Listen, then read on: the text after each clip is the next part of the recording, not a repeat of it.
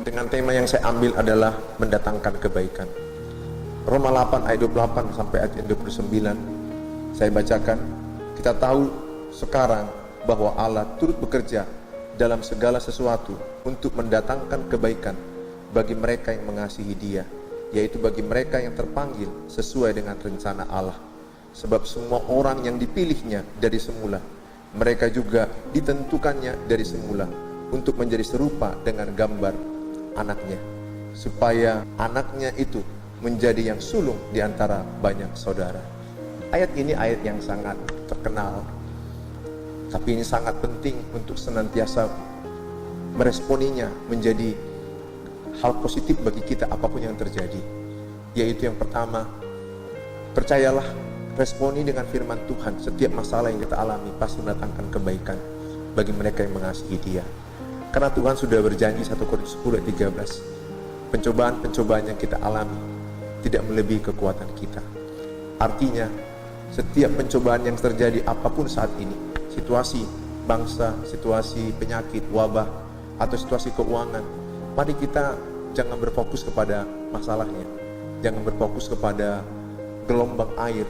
Sama dengan seperti Simon Petrus, ketika dia melihat gelombang air, justru dia tenggelam. Tapi ketika dia berjalan melihat Yesus, dia mendapat mujizat. Saya mengajak kita untuk meyakini bahwa setiap masalah sebenarnya sudah ada solusi yang diberikan Tuhan, asal kita tidak menyerah. Karena Roma 8 ayat 37 berkata, kita adalah lebih daripada pemenang. Saya mengajak kita semua untuk yakin bahwa kita lebih dari pemenang. Tuhan memberkati kita semuanya. Saya terangkan di ayat yang ke-29. Ayat yang ke-29 jelas dikatakan, sebab orang yang dipilihnya dari semula, mereka juga ditentukannya dari semula untuk menjadi serupa dengan gambar anaknya. Artinya bahwa semua masalah yang kita alami sebenarnya adalah penggiringan supaya kita semakin serupa, segambar dengan Allah. Karena Allah menjadikan kita imago Dei, rupa dan gambar Allah. Oleh karena itu, Dia mau hidup kita juga serupa, segambar dengan Allah. Saya mengajak kita untuk tetap meresponi setiap masalah dengan kebenaran firman Tuhan. Banyak berdoa, menyembah, memuji Tuhan. Maka lewat tekanan masalah yang kita alami itu, kita semakin bertumbuh ke arah Kristus, semakin serupa, segambar dengan Allah. Tuhan memberkati kita semuanya. Saya ajak kita untuk jangan terus memikirkan situasi masalah yang sedang terjadi, karena akan lebih banyak menimbulkan ketakutan, kecemasan. Karena 2 Timotius 1 ayat 7 berkata, Allah tidak memberikan roh ketakutan, tapi kekuatan, kasih, dan ketertiban. Jadi kalau kita bersama dengan roh Allah, kita semakin kuat, karena kita bersama dengan roh Allah.